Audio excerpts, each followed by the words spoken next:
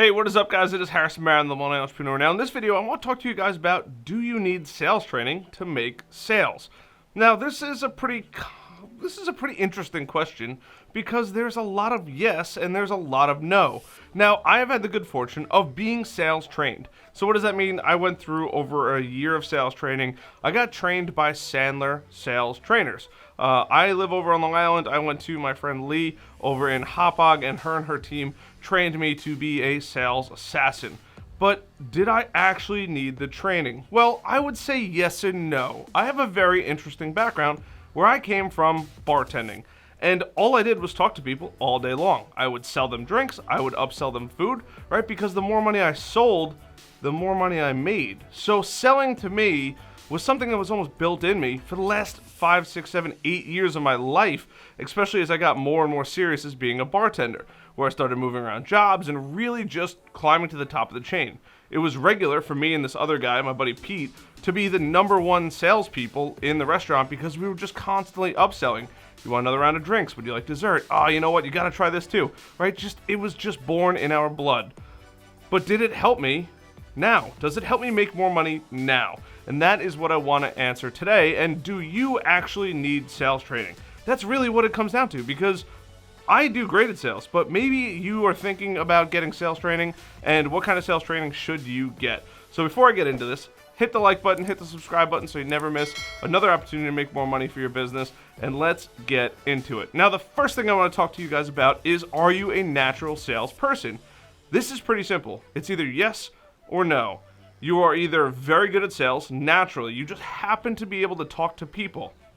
And sales training is really only going to provide you one main thing, and that one thing is structure.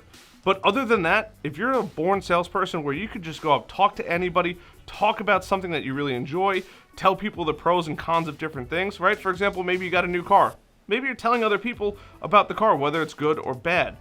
If that's the case, chances are pretty good you are a good salesperson. Now, the only thing that sales training is going to do is it's going to help you get over a couple small humps. So that means dealing with no, right? Your goal is not to get the person to say yes, but the goal is to make sure they realize that they actually need your services if they do actually need your services, right? You don't want to sell, you don't want to be a snake oil salesman where you're selling somebody garbage, right? You want to actually be able to provide a solution. So back in the day, I used to work for an IT company. Selling people computer stuff was pretty easy because a lot of the times their computer system was a mess, and it was so easy for me to come in and be like, hey, you will literally be more proficient. You guys will be more efficient. You guys will be able to have better processes, and it will literally make you more money. There was plenty of customers where I was like, honestly, I really don't think it makes sense for us to work together, at least on a contractual basis, because I just cannot help you as much as I'd love to. Now, don't get me wrong. I would love to make the money, but it just wasn't worth it.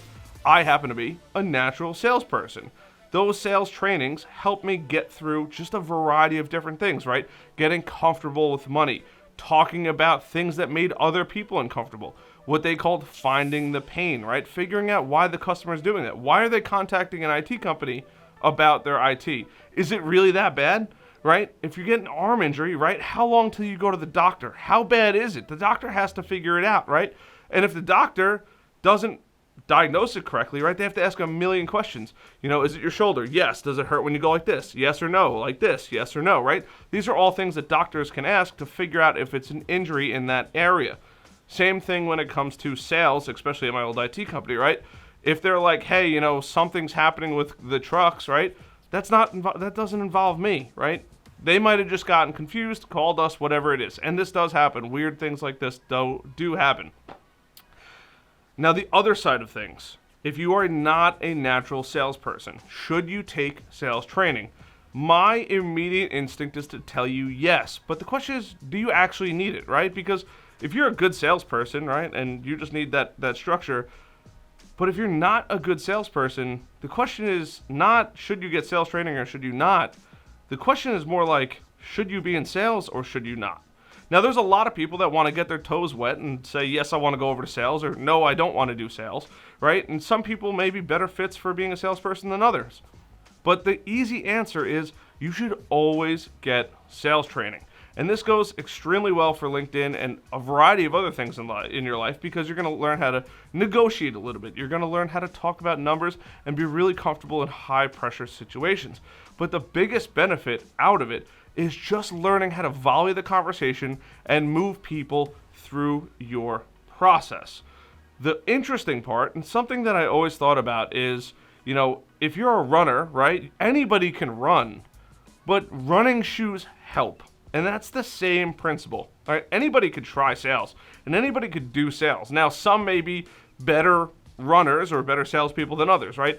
Anybody can get up and just run, and you might be good or not good at it. But there's going to be a lot of people that say, hey, you know what? Let me get the right shoes, right? Let me learn about the proper nutrition, right? These are all things that are going to make you better at this thing, right? I don't know what to call sales. Activity? Is it an activity or is it? I don't know. But either way, these are two things that you need to think about. So if you've done sales before, you're a natural salesperson, you can talk to anybody under the sun, sales might be a great fit for you, then you should absolutely get some sales training. Get a processy, get a procedure, things like that. This is really important. If you are a sales manager or you're a business owner and you have a couple salespeople, they should all be following the exact same process, right? As far as from the initial conversation all the way to the close and any paperwork that goes through in between. So that's why it's so important, because it provides you this step-by-step process that you might not have had otherwise. Now, on the flip side of things, if you're not a salesperson, you should definitely get sales training. Before you get sales training, you need to do a couple things. One, you have to figure out if this is something you really want to do. It's kind of, you're either it's feast or famine. You're either going to be really good and you're going to just be feasting all the time, or you are going to starve out there. And when you starve, the problem is you just get desperate, and people can smell you being desperate from miles away, and you have no confidence. You just want that sale, and you are willing to literally say anything to make it happen. And that is the single worst thing that you could ever do, because it gives you a bad reputation. You're going to sell somebody something that they don't need. They're going to be pissed at you for it, right? You're going to be pissed.